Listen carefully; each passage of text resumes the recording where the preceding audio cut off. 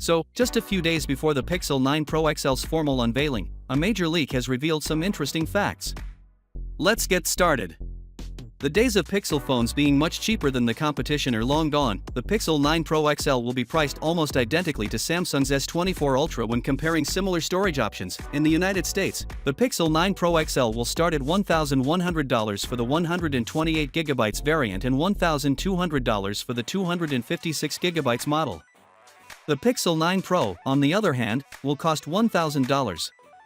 Google is also offering some pre-order bonuses, including a free storage upgrade, allowing you to acquire the $256 Gigabyte device for the price of the 128GB model. The official specifications for the Pixel 9 Pro XL have leaked, and there are several noteworthy enhancements.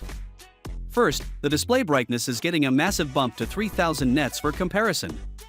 The S24 Ultra features a 2600 nits display. However, unlike the S24 Ultra, the Pixel 9 Pro XL won't receive LED glass armor protection, instead using Gorilla Glass fixes too. Perhaps Samsung has an exclusive arrangement with the new glass, or perhaps Corning is having difficulty producing enough for everyone.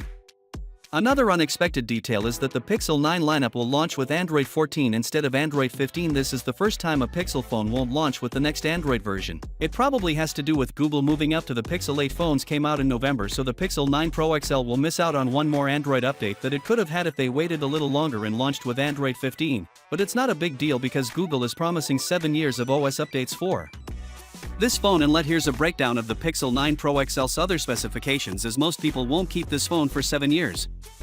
Let's move on to the additional software features, keeping in mind that the Pixel 9 Pro XL will also be available in a 1TB edition. One of the best features is the Reimagine tool, which allows you to fill in a prompt and modify anything in a shot, such as replacing a backdrop with a more dramatic sunset set while leaving everything else the same, or transforming street into raging waters. Finally, what are your thoughts about it? So with that being said, let me know your thought in the comment below, and if you are new here, please subscribe. Peace out.